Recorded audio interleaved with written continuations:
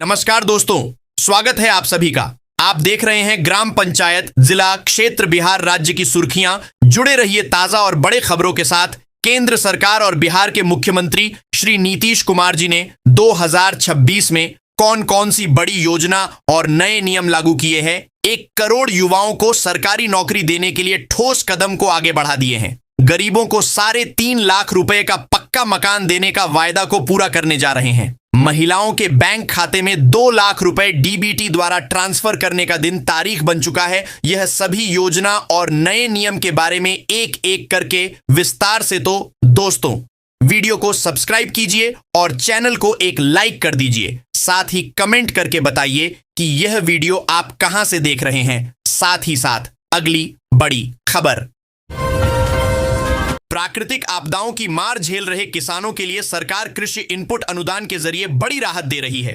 यदि आपकी फसल बाढ़ या सूखे से प्रभावित हुई है तो वर्षा आश्रित फसलों के लिए 6,800 रुपये, सिंचित क्षेत्र हेतु 13,500 रुपये और गन्ने जैसी शाश्वत फसलों के लिए 18,000 रुपये प्रति हेक्टेयर की सहायता राशि सीधे आपके खाते में दी जाएगी। सहारा के निवेशकों के लिए वर्तमान में CRCS पोर्टल के माध्यम से रिफंड प्रक्रिया जारी है। अभी सरकार पहले चरण में केवल 10,000 रुपये तक की मूल राशि ही लौटा रही है। यदि आपका दावा अधिक है तो शेष राशि अगले चरणों में मिलेगी।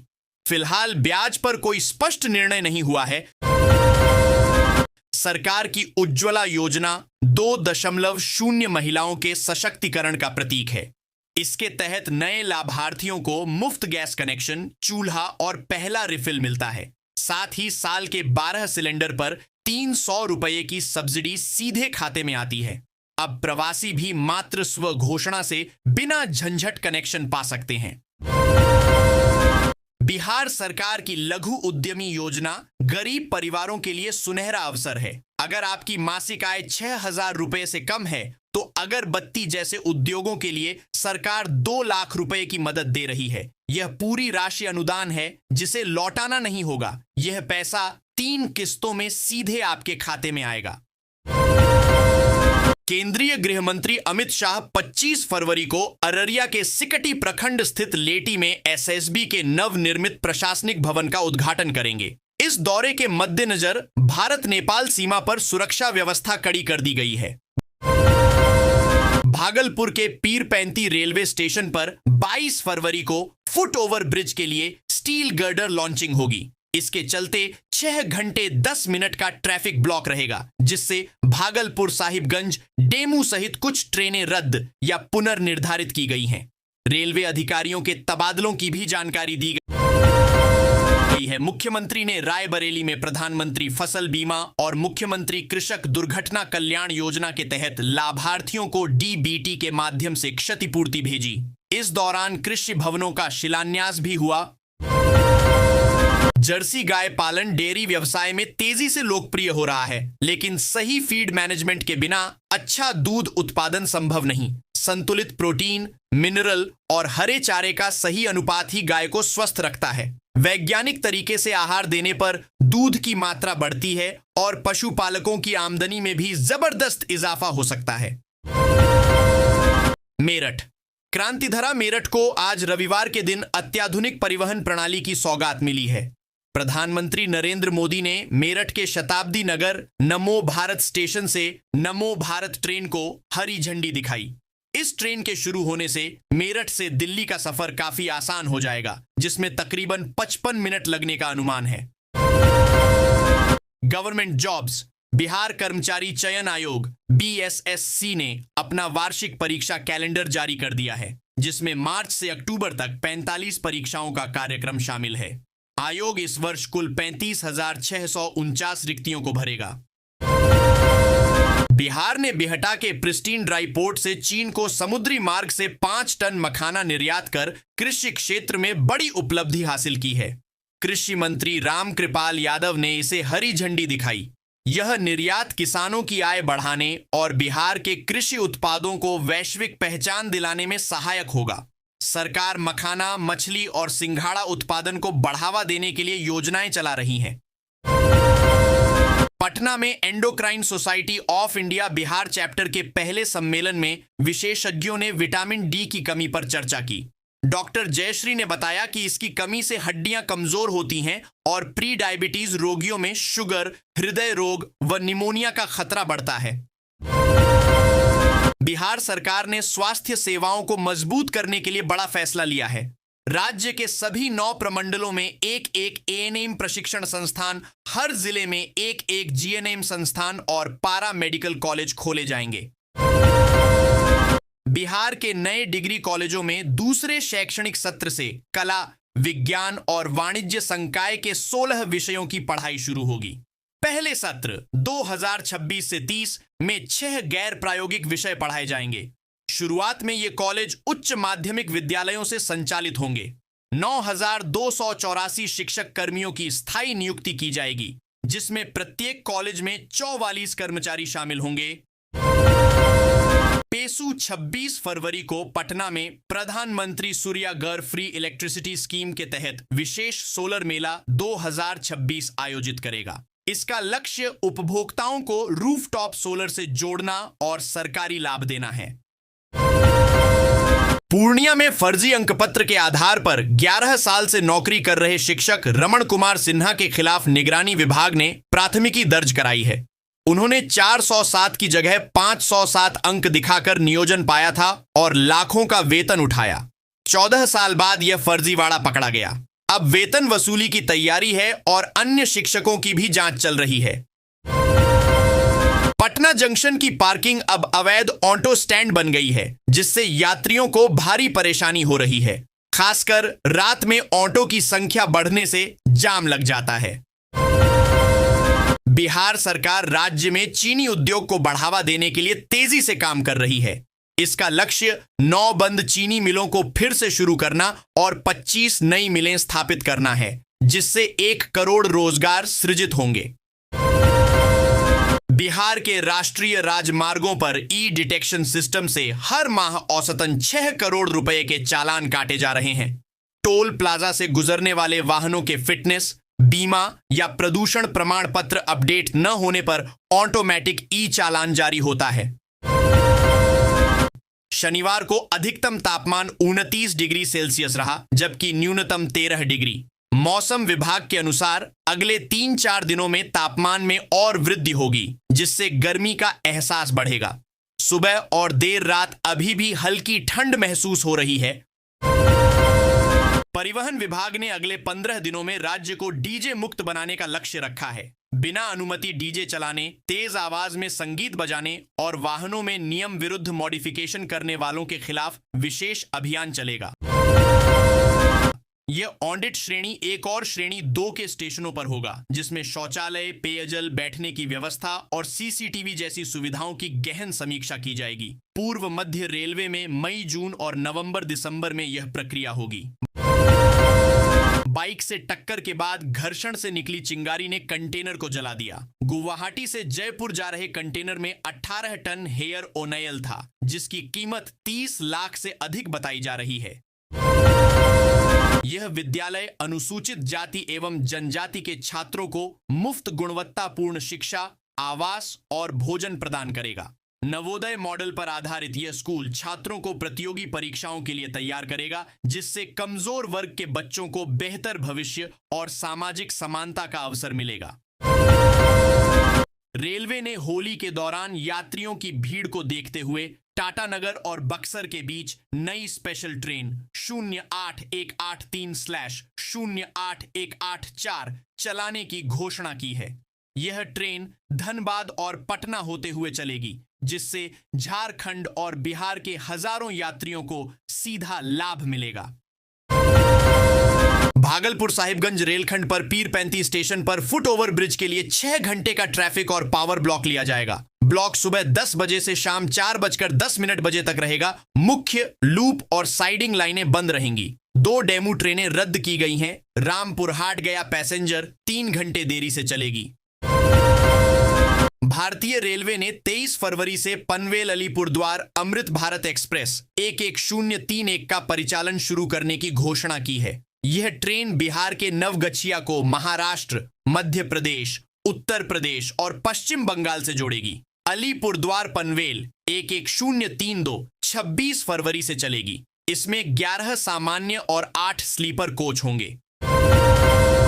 गया नगर निगम बोर्ड की बैठक में शहर के विकास और स्वच्छता पर महत्वपूर्ण निर्णय लिए गए। मेयर वीरेंद्र कुमार की अध्यक्षता में 5000 एलईडी लाइट लगाने, होर्डिंग हटाने, सफाई कर्मियों की संख्या बढ़ाने और स्लम क्षेत्रों के विकास के लिए फंड आवंटित करने का फैसला हुआ। सरकार की महत्वाकांक्षी फार्मर रजिस्ट्री योजना भारतीय कृषि में डिजिटल क्रांति ला रही है। यह किसानों को जमीन के विवादों से मुक्ति दिलाएगी और पारदर्शी डिजिटल रिकॉर्ड सुनिश्चित करेगी। अब जमीन की खरीद बिक्री आसान होगी, धोखाधड़ी रुकेगी और कागजी कार्रवाई कम होगी। मुख्यमंत्री नीतीश कुमार के निर्देश पर दरभंगा की रैयाम चीनी मिल को फिर से चालू करने की तैयारी शुरू हो गई है। गन्ना उद्योग विभाग ने दरभंगा और मधुबनी जिलों के 1018 गांवों को मिल को गन्ना आपूर्ति के लिए आरक्षित किया है। इससे किसानों की आर्थिक स्थिति सुधरेगी और क्षेत्र में रोजगार के अवसर बढ़ेंगे। यह पहल 7 निश्चय 3 के तहत समृद्ध उद्योग सशक्त बिहार के लक्ष्य का हिस्सा है। देवघर में मोबाइल गुम होने के बाद साइबर ठगों ने यूपीआई के जरिए दरभंगा निवासी रामकिशोर यादव के बैंक खातों से 1,03,600 रुपए निकाल लिए। रामकिशोर ने साइबर थाने में शिकायत दर्ज कराई है। ठगों ने 17 और 18 फरवरी को गुम हुए फोन से यूपीआई जनरेट कर यह धोखाधड़ी की। पुलिस मामले की जांच कर रही है। दरभंगा के बेनीपुर में आयोजित रोजगार सह मार्गदर्शन मेले में युवाओं ने उत्साहपूर्वक भाग लिया। 16 कंपनियों ने 1173 पंजीकृत युवाओं में से 480 को सीधे नौकरी के लिए चुना। 90 को कौशल प्रशिक्षण और 70 को स्वरोजगार के लिए अवसर मिले, जिससे कुल 640 युवाओं को लाभ हुआ। एसएसपी कांतेश कुमार मिश्रा ने पुलिस लाइन में हरी झंडी दिखाकर दौड़ के साथ की। यह 6 दिवसीय कार्यक्रम 22 से 27 फरवरी तक चलेगा, जिसमें विभिन्न जागरूकता अभियान और सामुदायिक कार्यक्रम शामिल हैं। मुख्यमंत्री नीतीश कुमार 20 से 22 मार्च को समृद्ध यात्रा के तहत भोजपुर जिले का दौरा करेंगे। वे विकास योजनाओं की जमीनी हकीकत जानेंगे और नई परियोजनाओं को गति देंगे। बांका नगर परिषद ने दैनिक जागरण की खबर के बाद अवैध मांस मछली दुकानों पर कार्रवाई शुरू की है। 1 दर्जन से अधिक दुकानदारों को बिना अनुमति और निर्धारित स्थान के बाहर दुकान चलाने के लिए नोटिस जारी किए गए हैं। होली पर घर लौटने वाले परदेशियों को ट्रेन टिकट की भारी किल्लत का सामना करना पड़ रहा है।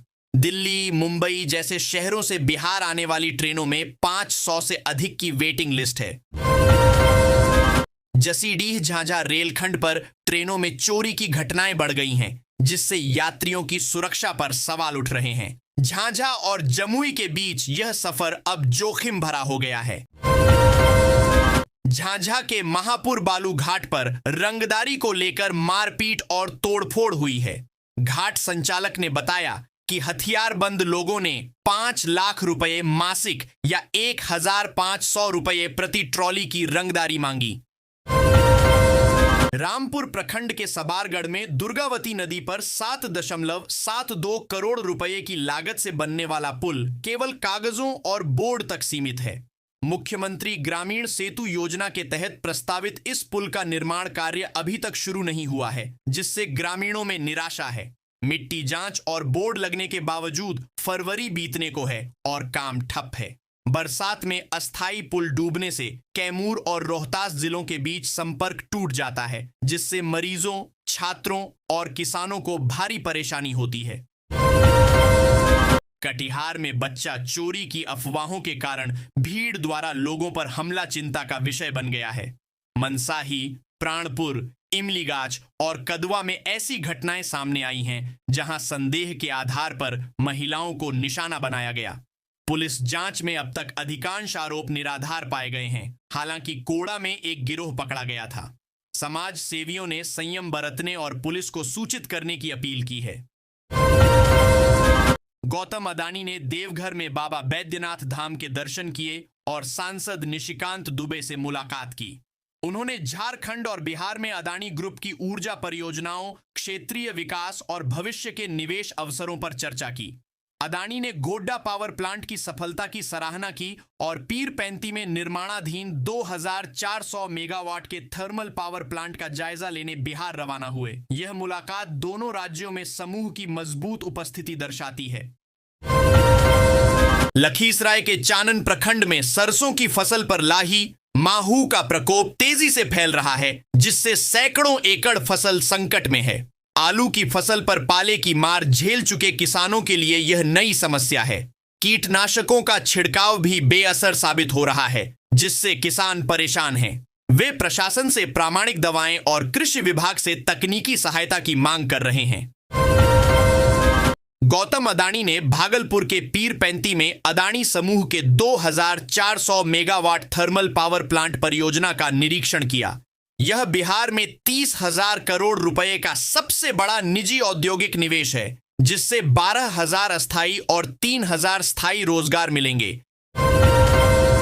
बिहार की 2 मेगा पुल परियोजनाओं अगुवानी घाट और ताजपुर बख्तियारपुर पुल की उच्च स्तरीय निगरानी की जा रही है। मुख्य सचिव और पथ निर्माण विभाग के सचिव नियमित रूप से निर्माण कार्यों का भौतिक निरीक्षण कर रहे हैं। मुंबई, दिल्ली, गुजरात, गुवाहाटी और कोलकाता जैसे महानगरों से बिहार आने वाली सभी प्रमुख ट्रेनें पूरी तरह भर चुकी हैं। वेटिंग लिस्ट 100 के पार पहुंच गई है। यात्रियों की मांग है कि रेलवे प्रशासन होली स्पेशल ट्रेनें चलाए। कटिहार जोगबनी रेलखंड के 108 किलोमीटर लंबे दोहरीकरण परियोजना को रेल मंत्रालय ने मंजूरी दे दी है। लगभग 1799.82 करोड़ रुपए की लागत से 4 साल में यह कार्य पूरा होगा। अंडर 19 विश्व कप में भारत को ट्रॉफी जिताने वाले बिहार के क्रिकेटर वैभव सूर्यवंशी को मुख्यमंत्री नीतीश कुमार ने सम्मानित किया। सीएम ने उन्हें 50 लाख रुपए का चेक और अंग वस्त्र प्रदान किया। झंझारपुर के संतनगर पंचायत में प्रधानमंत्री आवास योजना के 2 आवास सहायकों प्रमोद कुमार महतो और राजकुमार मुखिया को ग्रामीणों ने रिश्वत लेने के आरोप में पीटा और बंधक बना लिया। होली पर घर आने वालों को जयनगर पहुंचने में परेशानी हो रही है। दिल्ली, मुंबई, अमृतसर जैसे महानगरों से आने वाली सभी ट्रेनें 3 मार्च तक पूरी तरह बुक हैं, जिससे लंबी वेटिंग लिस्ट चल रही है। कनीय अभियंता सचित कुमार के नेतृत्व में हुई छापेमारी में 3 लोग पकड़े गए। मुन्नी देवी, जीवच पासवान और परमेश्वरी देवी कटे कनेक्शन के बावजूद अवैध रूप से बिजली इस्तेमाल कर रहे थे। विभाग ने उन पर कुल 37,074 रुपए का जुर्माना लगाया और नगर थाने में प्राथमिकी दर्ज कराई। आगे भी कार्रवाई जारी रहेगी। दरभंगा फारबिसगंज डेमू ट्रेन के चालक की सतर्कता से समय रहते आपातकालीन ब्रेक लगाकर ट्रेन रोक दी गई। घटना के बाद आरपीएफ और जीआरपी को अलर्ट कर दिया गया है और अज्ञात उपद्रवियों के खिलाफ प्राथमिकी दर्ज की गई है। राजगीर के गिरियक मार्ग पर उज्रपुर गांव के पास स्कूली बच्चों से भरी एक बस के इंजन में अचानक आग लग गई। चालक की सूझबूझ और स्थानीय लोगों की तत्परता से सभी को सुरक्षित बाहर निकाल लिया गया। झारखंड से भटककर आए हाथियों के झुंड ने कोआकोल, नवादा में दहशत फैलाई है। 8 से 10 हाथियों ने नावाड़ीह और सोखोदेवरा जंगलों के पास 5 एकड़ से अधिक गेहूं की फसल बर्बाद कर दी। वन विभाग ने मशाल और पटाखों का उपयोग कर हाथियों को खदेड़ा। हालांकि उनके लौटने की आशंका बनी हुई है और विभाग सतर्कता बरत रहा है। होली पर्व पर यात्रियों की भारी भीड़ को देखते हुए रेलवे ने 2 विशेष ट्रेनों की घोषणा की है। ये ट्रेनें अमृतसर से मानसी और कटिहार के बीच छपरा होकर चलेंगी। सिवान में परिवहन विभाग ने अवैध और तेज आवाज वाले मॉडिफाइड डीजे वाहनों पर प्रतिबंध लगा दिया है। जिला प्रशासन ने कार्रवाई करते हुए अब तक 5 वाहनों से 1 लाख से अधिक का जुर्माना वसूला है। नेपाल के रोहताहट जिले में एक शादी समारोह में तेज संगीत बजाने को लेकर 2 समुदायों के बीच हिंसक झड़प हो गई। विवाद पत्थरबाजी, आगजनी और तोड़फोड़ में बदल गया, जिसमें पुलिस वाहन को भी आग लगा दी गई। पूसा स्थित गन्ना अनुसंधान केंद्र को गुड़ उत्पादन में उत्कृष्टता केंद्र बनाया गया है। केंद्र सरकार ने इसके लिए 5.69 करोड़ रुपए मंजूर किए हैं, जिसमें से 1.31 करोड़ रुपए जारी हो चुके हैं। यह पहल बिहार में उच्च गुणवत्ता वाले गुड़ उत्पादन को बढ़ावा देगी और संस्थान को विश्व स्तरीय अनुसंधान व प्रशिक्षण का केंद्र बनाएगी। प्रखंड कृषि पदाधिकारी अभिषेक कुमार ने कृषि कर्मियों को चेतावनी दी कि लक्ष्य पूरा न होने पर कार्रवाई की जाएगी। बैठक में प्राकृतिक खेती और रबी सीजन की गन्ना फसल की क्रॉप कटिंग रिपोर्ट समय पर जमा करने के निर्देश भी दिए गए। योजनाओं की प्रगति तेज करने पर जोर दिया गया। बेतिया में भाकपा ने बेतिया राज भूमि अधिग्रहण कानून पर कानूनी जागरूकता शिविर आयोजित किया। वक्ताओं ने कानून को जल्दबाजी में बना बताया, जिससे मुकदमे और अराजकता बढ़ सकती है। उन्होंने वर्षों से जमीन पर रह रहे लोगों को बेदखल करने को अनुचित ठहराया। पश्चिम चंपारण के बेतिया जिले में केंद्र सरकार के वाइब्रेंट विलेज प्रोग्राम के तहत 31 सीमावर्ती गांवों का चयन हुआ है। इन गांवों को देश के पहले प्रगतिशील गांवों के रूप में विकसित किया जाएगा। योजना का उद्देश्य पलायन रोकना, स्थानीय संस्कृति का संरक्षण करना, आजीविका के अवसर पैदा करना और सीमा सुरक्षा को मजबूत करना है। केंद्र सरकार किसानों की आय बढ़ाने और मृदा स्वास्थ्य सुधारने के लिए नए वित्तीय वर्ष से सल्फर युक्त यूरिया उपलब्ध कराएगी। पश्चिम चंपारण में अप्रैल से मिलने वाली इस यूरिया में 37% नाइट्रोजन और 17% सल्फर होगा। यह पारंपरिक यूरिया से सस्ती होगी। गौनाहा, पश्चिम चंपारण की 8 बेटियों ने खेलो इंडिया ट्राइबल गेम्स पूर्वी क्षेत्र फुटबॉल प्रतियोगिता में बिहार का प्रतिनिधित्व किया। सुविधाओं के अभाव में नदी की रेत पर अभ्यास कर इन खिलाड़ियों ने सिक्किम में अपने पहले मैच में अंडमान निकोबार को 21-0 से हराया। मुख्य प्रशिक्षक सुमित पांडे के मार्गदर्शन में सीठी गांव की इन छात्राओं ने अपनी प्रतिभा का लोहा मनवाया। पश्चिम चंपारण के बैरिया में जदयू प्रखंड अध्यक्ष पद का चुनाव हंगामे के कारण स्थगित कर दिया गया। नामांकन प्रक्रिया पूरी होते ही कार्यकर्ताओं के बीच तीखी नोकझोंक शुरू हो गई, जिससे तनाव बढ़ गया। मारपीट की आशंका को देखते हुए चुनाव प्रभारी ने तत्काल चुनाव रोकने की घोषणा की। मुंबई, दिल्ली, गुजरात, गुवाहाटी और कोलकाता जैसे महानगरों से बिहार आने वाली सभी प्रमुख ट्रेनें पूरी तरह भर चुकी हैं। वेटिंग लिस्ट 100 के पार पहुंच गई है। यात्रियों की मांग है कि रेलवे प्रशासन होली स्पेशल ट्रेनें चलाए। अंतरराष्ट्रीय बाजार में हो रही उठापटक के बीच भारतीय सर्राफा बाजार में भी हलचल बनी हुई है। अगर आप आज रविवार को सोना खरीदने का मन बना रहे हैं या चांदी में निवेश की सोच रहे हैं, तो पहले ताजा भाव चेक कर लीजिए। शनिवार शाम, रविवार को IBJA द्वारा भाव घोषित नहीं किए जाते। को भारतीय सराफा बाजार द्वारा जारी कीमतों के अनुसार 22 फरवरी को 2026 को 24 कैरेट का भाव 1,59,430 रुपए और चांदी का दाम 2,75,000 रुपए प्रति किलोग्राम दर्ज हुए हैं। आइए जानते हैं अलग अलग शहरों का 18, 22 और 24 कैरेट का लेटेस्ट रेट।